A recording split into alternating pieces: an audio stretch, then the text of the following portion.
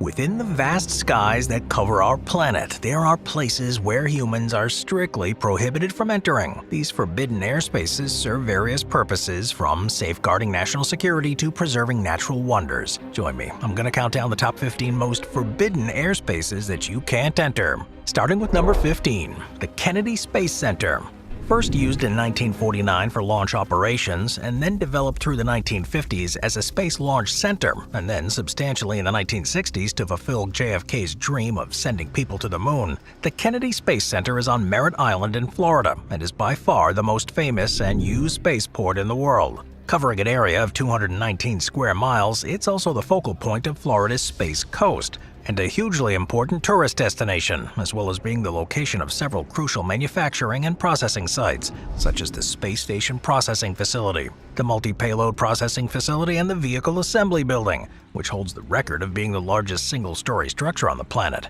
Operated by NASA, the Kennedy Space Center is also one of the most secure sites in Florida, with particular awareness that foreign powers may well want to get a glimpse of what's going on there to steal secrets for themselves. This national security concern would normally be deemed enough to warrant aerospace restrictions above the site, but of course, the Kennedy Space Center has another important reason why aircraft don't pass over. As the place where rockets are regularly sent into space, it would be far too dangerous to allow planes to fly over it too. So unless there's an express permission by the military, it and an exclusion zone around it are strictly off-limits to aircraft of any type. Number 14. Machu Picchu. It was originally built in the 15th century. Machu Picchu is the most famous archaeological site of the Inca Empire. It's in the eastern Andes in southern Peru, and it's positioned on a mountain ridge at an altitude of about 7,900 feet above sea level, and is believed to have been constructed as an estate for the Incan Emperor Pachacuti, who ruled between 1438 and 1472. With no written language, Machu Picchu is one of the most important sites to understand the lives of the Inca, with countless artifacts having been found there and the potential for far more to still be discovered. It has, of course, also become a hugely important tourist destination that's visited by hundreds of thousands of people each year, and supports the local economy too. The first step to protect it was taken in 1981, when an almost 126 square mile region around Machu Picchu was declared to be a historic sanctuary. But more recently, a new threat has been emerging. Access to the site involves walking across some tricky terrain, and a number of companies were instead offering helicopter tours to see it from above. On some days, the skies above Machu Picchu would have several choppers at a time flying around, often at low altitudes, which affected the peace of the place. There were concerns, too, that flyovers were releasing pollution in the area which could damage the wildlife, and in worst-case scenario, any accident with an aircraft would not only result in people needing to be rescued from a place that's tricky to access, but would also risk permanently damaging Peru's most important ancient site. With all those concerns in mind, a no-fly zone was established around the entire sanctuary in 2006, and it's remained in place ever since. Number 13. Budapest. The city of Budapest is the capital of Hungary, and it's a stunning metropolitan area on the banks of the Danube River. The reason it's such an impressive place is because of its history, with the origins of Budapest dating back to the Roman times, when a small Celtic settlement was turned into a quincum, which became the capital of Lower Pannonia. Over the following centuries, it was conquered by the Hungarians, the Mongols, the Hungarians again, and then the Ottomans, and then the Hungarians again, and at one time it was known as Buda. In 1873, though, it was combined with two other towns, Óbuda and Pest, and was renamed Budapest, becoming the co-capital of the Austro-Hungarian Empire until the end of the First World War, and then subsequently the capital of Hungary. Each time Budapest was taken over, parts of it were destroyed and rebuilt in the new ruler's architecture, and this has left a fascinating blend of styles throughout the city. Now an important global city with 12 million tourists visiting each year, along with the headquarters of several important European institutions and more than 40 colleges and universities, the central area of the city was declared a UNESCO World Heritage Site because of the classic architecture, and it's also home to some of the largest thermal water cave systems in the world, the second largest synagogue, and the third largest parliament building on the planet.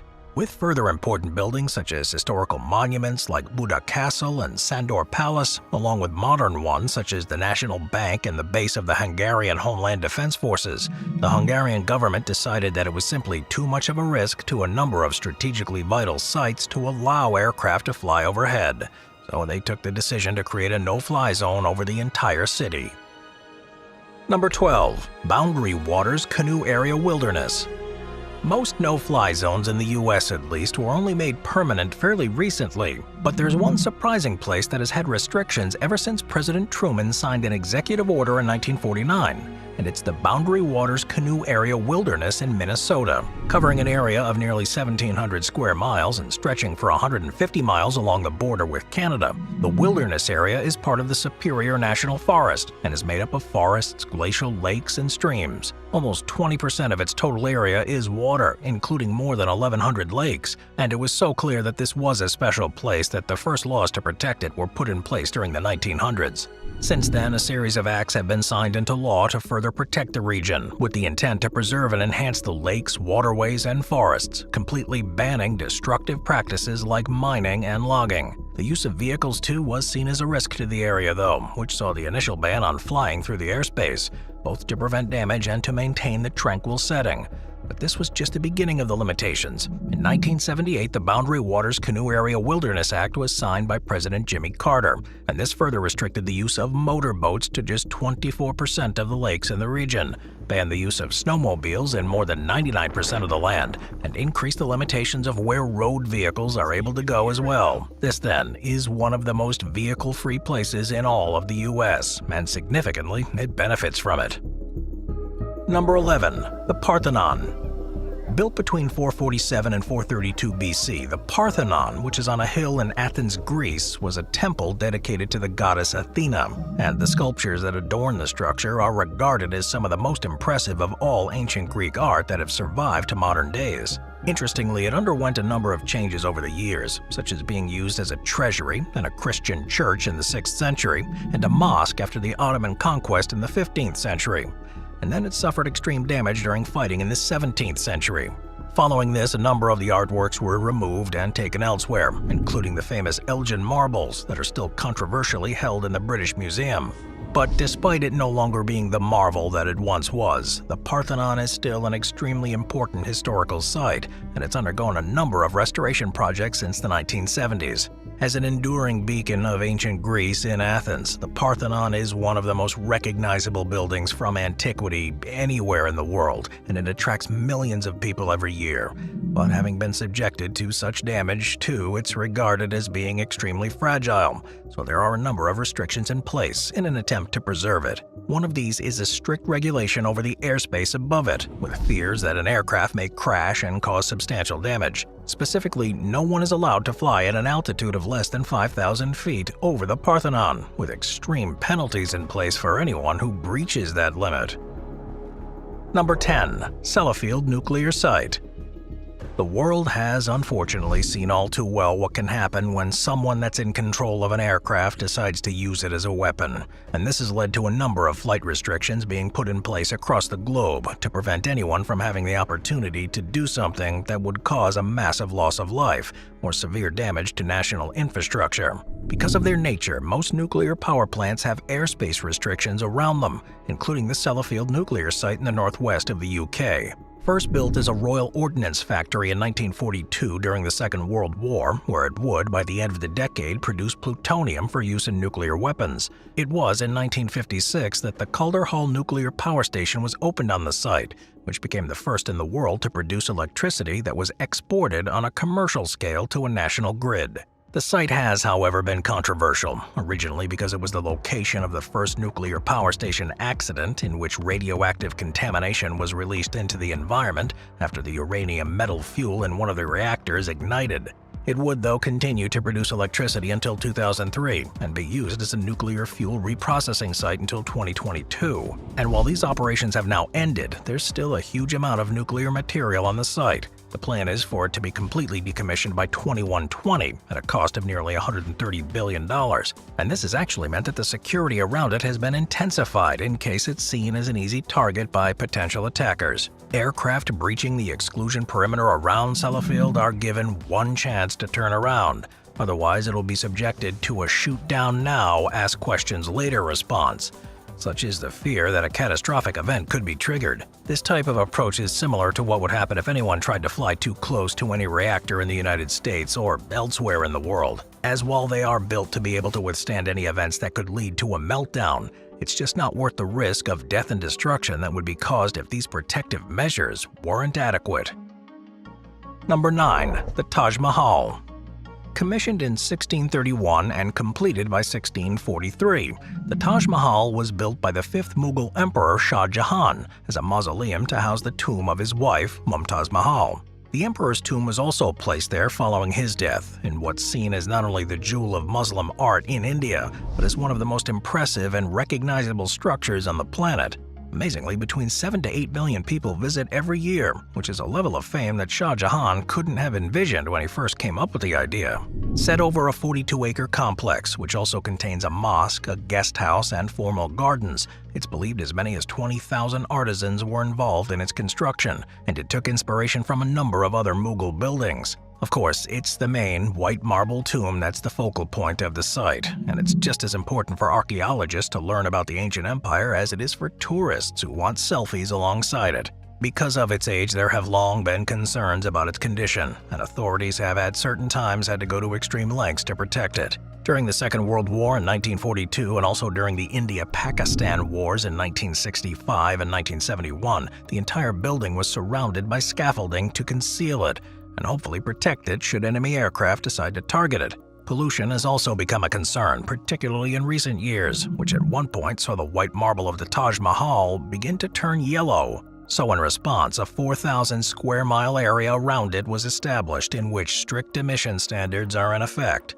There's also concerns with the falling levels of the nearby river that the structural integrity is weakening, and anything that has the potential to cause unnecessary vibrations has also been banned. This includes aircraft passing over, which was completely allowed until the middle of last decade, when a new law was passed following a petition by archaeologists and the Taj Mahal security services and instated a permanent no-fly zone over the entire site. Number 8. Paris.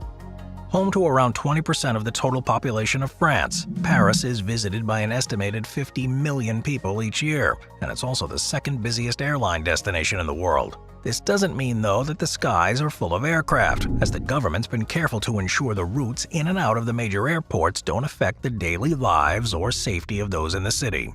There's a reason why the city is such a popular place, and that's because it's attracted artists, writers, performers, and visionaries from across the globe for hundreds of years. As a hub of European art, literature, music, cinema, and cuisine, it's also an architecturally stunning place, with world-famous landmarks such as the Eiffel Tower, the Louvre Museum, the Notre Dame Cathedral, and many, many more. At the center of French life is where you'll also find a number of important buildings and institutions, such as the French Parliament, the headquarters of UNESCO, the International Federation for Human Rights, and the European Space Agency, which, as well as establishing it as a vital city, also means there's a lot of potential targets to those who mean to do harm. It used to be that flying over the city wasn't a problem, but following the events in 2001, an extremely strict set of aerospace regulations was introduced. While the general Paris region can be flown over by commercial airlines, it's the airspace below 6,500 feet over downtown Paris that are expressly forbidden, and this rule extends to model aircraft and drones as well. Furthermore, there are a few other zones further away from the city center, such as the business district, that are also covered by the rules, with only the prefecture of police allowed to make special dispensation when air surveillance and air ambulances are needed, or on occasion high-profile VIP flights as well. Breaking these restrictions will see the offending aircraft either shot down if it's safe to do so without causing collateral damage on the ground, or up to 10 years in prison for potentially endangering innocent lives. Moving on to number 7, Disneyland and Disney World. Disneyland in California and Disney World in Florida are two of the most popular attractions in the United States, attracting millions of people from across the country and the world each year. Originally opened in 1955 and 1971, respectively, they've become known as the happiest places on Earth. But while to the paying guests, Disney represents joy and magic, behind the scenes, the company is ruthless in protecting its own image and interests. Famously, in Florida, it has virtually governmental level of control over the land it owns, and perhaps surprisingly, it's the only privately owned space in the country in which there are stringent airspace restrictions. This wasn't always the case, but in 2003 the company somehow managed to get itself included in a congressional spending bill a few weeks before the start of the Iraq War that designated the sky above the parks as National Defense Airspace. This means that any type of unauthorized aircraft flying over the Magic Kingdom is subject to interception, with anyone involved in the flight risking interrogation and federal prosecution. At first, you might think that this is to protect the Disney sites, because as such famous places, they may be at risk from targeted attacks. But there's nothing in similar places for other nearby venues such as Universal Studios or Knott's Berry Farm. In fact, some lawmakers have said they'd petition to rescind the airspace restrictions if it wasn't for the bill that was passed in 2003, as the suspicion is that there's another motive for why Disney wanted this put in place. Prior to the rules, it was common for competitors and other companies like law firms to fly aerial advertisements for other parks over the Disney parks, and as many as 100 aerial advertising companies went out of business following the new laws. While it certainly makes for a more pleasant experience by not there being planes constantly flying overhead, it is a fair question to ask whether this still should be the case, as nowhere else has such a privilege. But despite the numerous attempts to challenge it in court, the flight restrictions over Disney property still remain fully in effect. Number 6. Tibet. Covering an area of around 970,000 square miles, Tibet is in the Himalayas, and with an average altitude of 14,000 feet, is the highest region on Earth. Within its border is Mount Everest, which reaches a height just over 29,000 feet, making this a fascinating and beautiful place to visit. The Tibetan Empire first emerged on the Tibetan Plateau in the 7th century, and a few hundred years later had expanded to a huge territory around modern-day Tibet, too. The borders as they are today were essentially established during the 18th century, but its independence has always been disputed by China. This political instability and accusations of inhumane treatment have arguably held Tibet back from being able to develop an economy like elsewhere. But in recent years, and in part thanks to the increase in people wanting to mountain climb, tourism has significantly increased. This, though, has highlighted an interesting problem for the territory, and it's a question surrounding how visitors actually get there in the first place. As well as being home to the tallest mountain on Earth, there are plenty more towering peaks in Tibet, and this can make navigation pretty tricky. Commercial aircraft may fly at a higher altitude than any mountain, but most flight paths avoid them altogether just to remove any risks that there may be. So Tibet, in effect, has a naturally occurring no-fly zone. There are therefore only a few routes deemed appropriate to fly in and out of Tibet to its airport, and outside these areas the skies remain virtually free of aircraft. Number 5. Buckingham Palace and Windsor Castle. As the official homes of the British royal family, Buckingham Palace in London and Windsor Castle in Windsor are two huge sprawling estates. Buckingham Palace was developed from a townhouse that was purchased by King George III in 1761, and it's now one of the most valuable private residences in the world, with more than 775 rooms. And Windsor Castle was originally used by Henry I in the 12th century, and is the oldest occupied castle in Europe. They were both, of course, designed in a way to fend off any dangers, but this was before the time when aircraft were being regularly flown, and with Buckingham Palace in particular being lived in not only by the monarch but for visiting dignitaries as well, the airspace above it has been restricted for decades. In assessing any future potential dangers, it was suggested that the airspace restrictions were also added, and the government signed off on this report, applying to planes, helicopters, drones, and any other type of remote aerial vehicle. You'll find yourself in serious trouble if you try to fly anything over these two buildings.